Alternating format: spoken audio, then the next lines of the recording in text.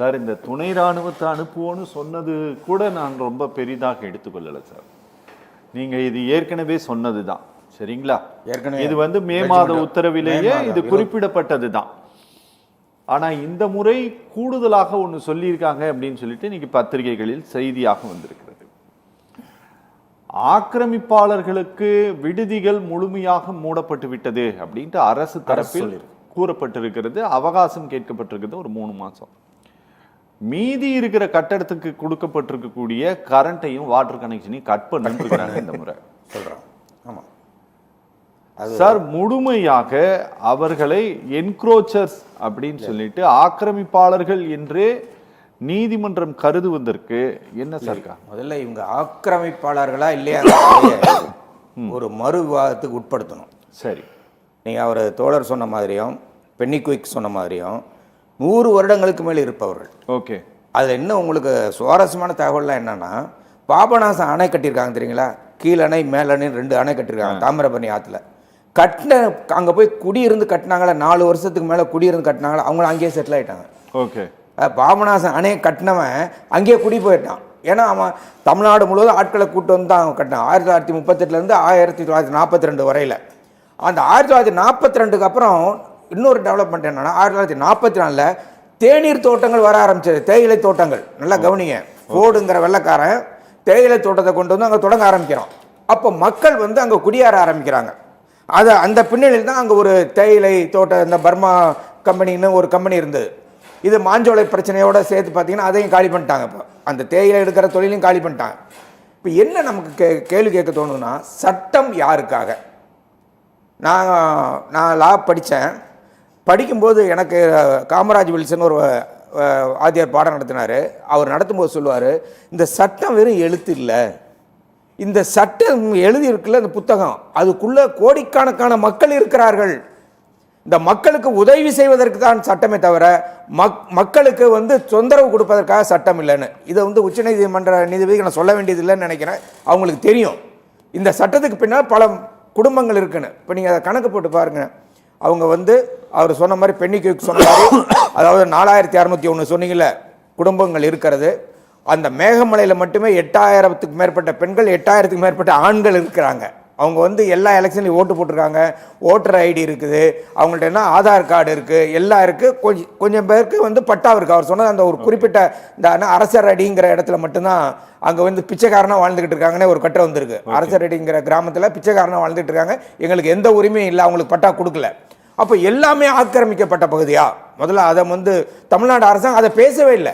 Okay, இது ஆக்கிரமிக்கப்பட்ட பகுதி இல்லை என்று தமிழ்நாடு அரசாங்கம் பேசவே இல்லை. ஓகே, என்ன மாறா சொல்லியிருக்காங்கன்னா, எங்களுக்கு கொஞ்சம் டைம் கொடுங்க, நீங்க சொன்ன மாதிரி 3 மாசம் கொடுங்க, இதுக்கு ஒரு மாற்று ஏற்பாடு செய்வதற்கு முயற்சி செய்கிறேன்னு சொல்றாங்க. ஓகே, இதுல நீ அந்த ஆராய்ச்சியை பத்தி பென்னிக்விக்கும் ஒரு விஷயம் சொன்னார். இந்த ஆராய்ச்சியில் பார்த்தீங்கன்னா தமிழ்நாட்டில் 5 மாவட்டங்கள் இன்வால்வ்டு.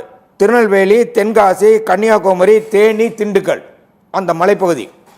அடுத்தது கேரளாவில் திருவனந்தபுரம், கொல்லம், பத்தனம்திட்டா, இடுக்கி. இதில் 4. அவர் சொன்னார், நல்லா சொன்னார், 23ஆம் தேதியிலேருந்து 26ஆம் தேதி வரலாம் 4 நாள் ஆராய்ச்சி பண்ணி முடிச்சுட்டு போயிட்டார் அவர். அதை வச்சு தான் அவர் அறிக்கையை கொடுக்குறாரு. அவருக்கு அங்கே என்ன கஷ்டங்கிறது தெரியாது. அப்போ எப்படி ஆராய்ச்சி பண்ணியிருப்பாரு? அந்த மாவட்ட கலெக்டர்கிட்ட போய் கேட்டிருப்பாரு. அதை நீங்கள் சொன்ன மாதிரி மேப்பிங் பண்ணியிருப்பாங்க. இது வந்து ட்ரோனில் போய் மேப்பிங் பண்ணி பார்த்துருப்பாங்க. ஆனால் அதெல்லாம் உண்மையை சொல்லுமா? சொல்லாது. ஆனால் இப்போ நம்ம கேட்குற கேள்வி என்னன்னா, 4601 குடும்பங்கள் அங்கே குடியிருக்கிறது. ஓகே, 98 கிராமங்கள் அங்கே இருக்கிறது. அங்கே பஞ்சாயத்து இருக்கு, பஞ்சாயத்து யூனியன் இருக்கு, அவங்க எல்லா இதுலையும் கலந்துக்கிறாங்க. இப்போ என்ன இந்த, அதாவது முதல்ல நீங்கள் பார்த்தீங்கன்னா நீர் வழியை அடைப்பது அல்லது சாக்கடை வழியை அடைப்பது, ஒருத்தருக்கு வந்து உணவு கிடைக்காமல் தடுப்பது, இதெல்லாம் மனித உரிமையை மீறிய செயல். ஆனால் இன்னைக்கு உச்சநீதிமன்றம் சொல்லுது, இவங்களுக்கு தண்ணி போறதை அடைச்சிரு, மின்சாரம் போறதை தடை பண்ணிரு, போக்குவரத்து இருக்குல்ல, இவங்கெல்லாம் போறாங்களா அந்த மக்கள்லாம், போக்குவரத்தை துண்டிச்சிரு. இதெல்லாம் துண்டிச்சிட்டீங்கன்னா நீங்க எப்படி அவங்களாம் அங்க இருக்க மாட்டாங்களாம். ஆனா இருட்டிலே அந்த பல கிராமங்கள் இருந்து கொண்டிருக்கிற இன்னைக்கு அங்க மின்சாரம் கிடையாதுங்க. மேகமலையை சுற்றி இருக்கிற பல கிராமங்களில் மின்சார இணைப்பே இல்லை. அவங்க வந்து இவர் சொல்லார்ல, 100 கணக்கான வருடங்களா இருக்கு. பல குடும்பங்கள் அங்கே பிறந்து வளர்ந்து வாழ்ந்து செத்துட்டான். அவனை போய் இன்னைக்கு வந்து திடீர்னு நான் வனச்சாரங்க சட்டம் கொண்டு வந்துட்டேன், புலிகள் பாதுகாப்பா இது கொண்டு வந்துட்டேன். அவர் தோழர் சொன்ன மாதிரி ஃபாரஸ்ட் ஆக்ட் வந்து குடியிருப்பவனுக்கு அந்த இடத்த குடுன்னு சொல்லுது. நல்லா கவனிங்க, ஃபாரஸ்ட் ஆக்ட் 2006 என்ன சொல்லுதுன்னா, அந்த இடத்துல குடியிருந்தா அது அந்த உரிமையை குடுன்னு சொல்லுது. அப்போ இதையெல்லாம் மத்திய அரசாங்கமும் கணக்கில் ஏதாவது எடுத்திருக்கணும், மாநில அரசாங்கம் கணக்கில் எடுத்திருக்கணும். உச்ச நீதிமன்றத்துக்கு சில சமயத்தில் கண்ணு தெரியாம கூட போயிருது. ஓகே, அதாவது கண்ணு தெரியாம போயிருந்தா அவங்க பிளைண்டுன்னு சொல்லல, அவங்களோட பார்வையில படாம போயிட்டோம்னு வச்சுக்கோங்களேன், அது மாதிரியும் போயிடுறாங்க.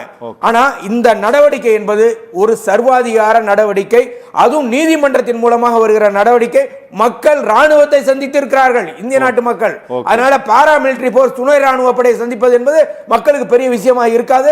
மக்களுடைய உயிர் வாழும் உரிமை தான் முக்கியமான விஷயம். ஓகே ஓகே சார், வருவாய் கிராம பட்டியலுக்குள்ளார இருக்கக்கூடிய ஒரு பகுதிகளை வரி வாங்கிட்டு கரண்ட் பில்ல கட்டிட்டு இருக்கிறவங்களுக்கு கிட்ட சார் 116 அரசு கட்டிடங்கள், 118 அரசு அலுவலர்கள் ஆக்கிரமிச்சிருக்கிறாங்க. 116 அரசு கட்டிடங்கள் இருக்கிறது, அங்க அரசு கட்டிடங்கள் இருக்குன்னு சொல்றாங்க. பென்னி குயிக் சார் சொல்வதை போல பார்த்தா, நீ ரெவென்யூ வில்லேஜ் ரெக்கார்டுக்குள்ள கொண்டு வந்து அவங்கிட்ட வீட்டு வரி வாங்கிட்டு, கரண்ட் பில்லை வாங்கிட்டு, தண்ணி வரியை வாங்கிட்டு, அவனை எப்படி என்க்ரோச்சர்ஸ் இவங்க எப்படி சார் வகைப்படுத்தினாங்க? அதுதான் மாநில அரசாங்கத்தோட தவறு, அதை அனுமதிக்கவே கூடாது. ஓகே, இந்த வழக்கு தொடுக்கப்பட்ட பொழுது தமிழ்நாடு அரசு தலையிட்டு அவர்களை ஆக்கிரமிப்பாளர்கள் என்ற வார்த்தை பயன்படுத்தின தப்பு. ஃபாரஸ்ட் ஆக்ட் சட்டப்படி செட்டிலர்ஸ், ஓகே, ஏற்கனவே அங்க குடியிருந்தோர், அதனால இந்த செட்டிலர்ஸ் வேற, ஆக்கிரமிப்பாளர் வேற. அந்த செட்டிலர்ஸ்னு வகைப்படுத்தியிருக்கணும். அவர் சொல்லும்போது சொன்னார் பாருங்க, அங்க வந்து பஞ்சாயத்து ஆபீஸ் இருக்கு, பஞ்சாயத்து யூனியன் ஆபீஸ் இருக்கு, ஸ்டேட் கவர்மெண்டோட சேல்ஸ் டாக்ஸ் ஆபீஸ் இருக்கு, ரெஜிஸ்ட்ரேஷன் ஆபீஸ் இருக்கு. நல்லா கவனிங்க, அந்த ஊர்ல இவ்வளவு இருக்கு. இவ்வளவு இருக்கிறது எப்படி வந்து புலிகள் நடமாடுற இடமா இருக்க முடியும்? வருமா? காட்டுல புலி வரதான் வரும். இப்போ இன்னைக்கு கூட பார்த்தேன் ஒரு காட்சி, எனக்கு எக்ஸாக்டா சொல்ல, மேற்கு வங்கம்னு நினைக்கிறேன், நூற்றுக்கணக்கான யானைகள் போகுதுங்க, யானை கடந்து போகுது, ரயில் நின்றுட்டு இருக்கு, அது போறது வரல. இன்னும் சொல்ல போனா அமெரிக்காவில் வாஷிங்டன்ல நடு ரோட்ல ஒரு வாத்து போயிட்டு இருக்கு. ஓகே, அப்ப நீங்க இதோட சேர்ந்து வாழ பழகணும். ஆனா இங்க என்ன நடக்குதுன்னா, இந்த அதிகாரத்தை பாருங்களேன். அதாவது அவர் என்ன சொல்றாரு, பேசிக் ஃபெசிலிட்டிஸ், நான் முன்னாடியே சொன்னேன். ஓகே, அந்த வார்த்தை பாத்தீங்கன்னா பிளாங்கெட் மாரட்டோரியம் ஆன்.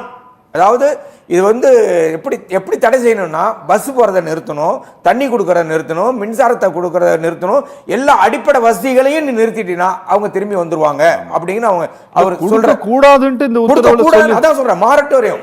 அதாவது என்னன்னா, அது பிளாங்கெட் மாரட்டோரியம் அந்த வார்த்தை பயன்படுத்தியிருக்காரு. அந்த பிளாங்கெட் மாரட்டோரியம்னா இதெல்லாம் தடுக்கணும். இது வந்து என்னன்னா, இந்திய நாட்டின் அரசியல் சட்டம் 300A சொத்து உரிமைக்கான சட்டத்தை கொடுத்திருக்காரு. என்னுடைய ப்ராப்பர்ட்டியை காப்பாற்றிக் கொள்வதற்கு எனக்கு உரிமை உண்டு. நீங்க இது கிராமப்புறத்தில் இருக்கட்டும், நகரத்தில் கூட இருக்குங்க, சில இடங்கள்ல போய் நீங்க குடிசை போட்டுட்டு இருப்பான், அவன் பி மெமோன்னு சொல்லி ஒரு வரி கட்டுவான். நீங்க யோசிச்சு பார்த்தீங்கன்னா தெரியும். அந்த பீமோன்னு சொல்லி, பீமா அது என்ன, இந்த பீம்னா பீம் மெமோன்னு ஒரு வரி கட்டுவான் சார். அந்த வரி கட்டினா அந்த வீட்டை காலி பண்ண முடியாது. ஆனா அங்க இருக்கிற மக்கள் எல்லா இதுவும் கட்டியிருக்காங்க, வரி கட்டி இருக்கிறாங்க.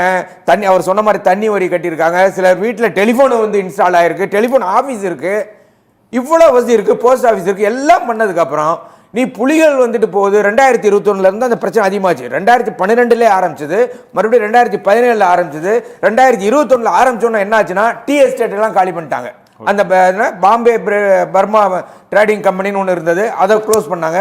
டீ எஸ்டேட்டை காலி பண்ணாங்க, மாஞ்சோலை எஸ்டேட்டை காலி பண்ணாங்க. இப்போ என்ன இன்னும் கொஞ்சம் பாக்கி இருக்கு. இதுல என்ன ஒரு வஞ்சக சூழ்ச்சி இருக்குன்னா, நான் ரொம்ப பிளைனா சொல்றேன் சார், இன்னைக்கு இருக்கிற மத்திய அரசாங்கம் அவர்களுக்கு வந்து நிலத்தை விட்டு சாதாரண மக்களை வெளியேற்ற வேண்டும். பல இடங்கள்ல பெரிய பெரிய ரிசார்ட், பொழுதுபோக்கு தலங்களாக காட்டுப்பகுதியில் பயன்படுத்த வேண்டும். ஆனால் மண்ணின் உரிமை மாநிலத்துக்கு இருக்குல்ல, அந்த மண்ணின் உரிமையை மாநிலத்திலிருந்து மீட்க வேண்டும் என்பதற்கு ஒரு வேலை செய்து கொண்டிருக்கிறார்கள் மத்திய அரசாங்கம். இதை வந்து மாநில அரசு மட்டும் தலையிட வேண்டியதில்லை, மத்திய அரசாங்கம் தலையிட்டு இருக்க வேண்டும். Okay okay